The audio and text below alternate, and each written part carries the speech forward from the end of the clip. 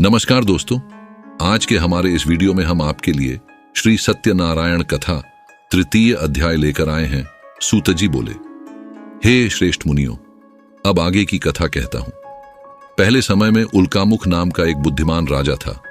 वह सत्यवक्ता और जितेंद्रिय था।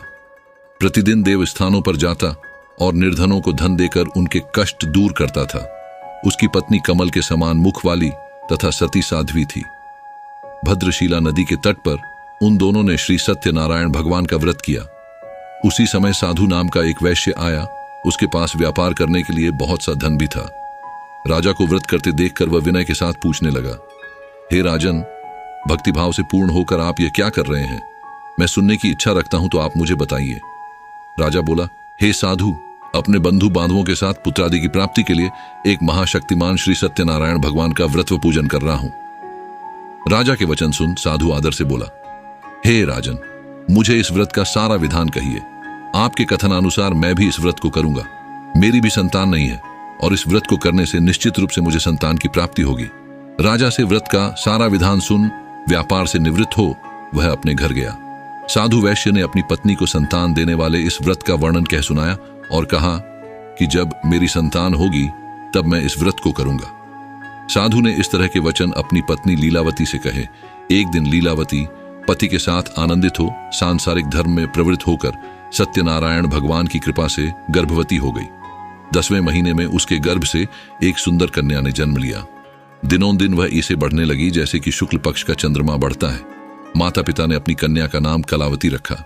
एक दिन लीलावती ने मीठे शब्दों में अपने पति को याद दिलाया कि आपने सत्यनारायण भगवान के जिस व्रत को करने का संकल्प किया था उसे करने का समय आ गया है।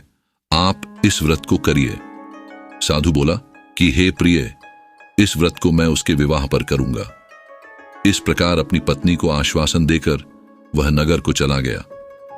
कलावती पिता के घर में रह वृद्धि को प्राप्त हो गई। साधु ने एक बार नगर में अपनी कन्या को सखियों के साथ देखा तो तुरंत ही दूत को बुलाया और कहा कि मेरी कन्या के योग्य वर देख कर आओ। साधु की बात सुनकर दूत कंचन नगर में पहुंचा और वहां देखभाल कर लड़की के सुयोग्य वाणिक पुत्र को ले आया। सुयोग्य लड़के को देख साधु ने बंधु बांधवों को बुलाकर अपनी पुत्री का विवाह कर दिया। लेकिन दुर्भाग्य की बात यह कि साधु ने अभी भी श्री सत्यनारायण भगवान का व्रत नहीं किया। इस पर भगवान क्रोधित हो गए और श्राप दिया कि साधु को अत्यधिक दुख मिले। अपने कार्य में कुशल साधु बनिया जमाई को लेकर समुद्र के पास स्थित होकर रत्नासारपुर नगर में गया। वहां जाकर दामाद ससुर दोनों मिलकर चंद्रकेतु राजा के नगर में व्यापार करने लगे। एक दिन भगवान सत्यनारायण की माया से एक चोर राजा का धन चुराकर भाग रहा था। उसने राजा के सिपाहियों को अपना पीछा करते देख चुराया हुआ धन वहां रख दिया जहां साधु अपने जमाई के साथ ठहरा हुआ था। राजा के सिपाहियों ने साधु वैश्य के पास राजा का धन पड़ा देखा तो वह ससुर जमाई दोनों को बांधकर प्रसन्नता से राजा के पास ले गए और कहा कि उन दोनों चोरों हम पकड़ लाए हैं, आप आगे की कार्यवाही की आज्ञा दें। राजा की आज्ञा से उन दोनों को कठिन कारावास में डाल दिया गया और उनका सारा धन भी उनसे छीन लिया गया। श्री सत्यनारायण भगवान से श्राप से साधु की पत्नी भी बहुत दुखी हुई। घर में जो धन रखा था उसे चोर चुरा ले गए। शारीरिक तथा मानसिक पीड़ा व भूख प्यास से अति दुखी हो अन्न की चिंता में कलावती के ब्राह्मण के घर गई।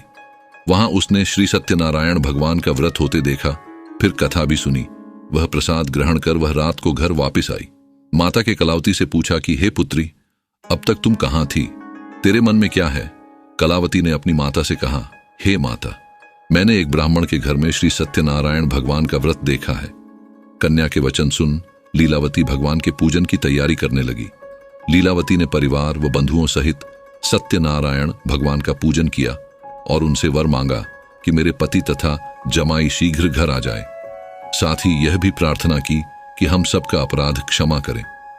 श्री सत्यनारायण भगवान इस व्रत से संतुष्ट हो गए और राजा चंद्रकेतु को सपने में दर्शन दे कहा कि हे राजन, तुम उन दोनों वैश्यों को छोड़ दो और तुमने उनका जो धन लिया है उसे वापस कर दो। अगर ऐसा नहीं किया तो मैं तुम्हारा धन, राज्य व संतान सभी को नष्ट कर दूंगा। राजा को यह सब कहकर वह अंतर्धान हो गए। प्रात काल सभा में राजा ने अपना सपना सुनाया, फिर बोले कि बणिक पुत्रों को कैद से मुक्त कर सभा में लाओ। दोनों ने आते ही राजा को प्रणाम किया। राजा मीठी वाणी में बोला, हे महानुभावों, भाग्यवश ऐसा कठिन दुख तुम्हें प्राप्त हुआ है। लेकिन अब तुम्हें कोई भय नहीं है। ऐसा कह राजा ने उन दोनों को नए वस्त्राभूषण भी पहनाए और जितना धन उनका लिया था उसे दुगुना धन वापस कर दिया। दोनों वैश्य अपने घर को चल दिए। श्री सत्यनारायण व्रत कथा का 3य अध्याय संपूर्ण दाशेसी। दोस्तों, आज की वीडियो में इतना ही था। अगर आपको वीडियो पसंद आई हो तो वीडियो को लाइक कर चैनल को सब्सक्राइब जरूर करें। हम जल्द ही आपसे मिलते हैं नई वीडियो में। तब तक अपना ख्याल रखें।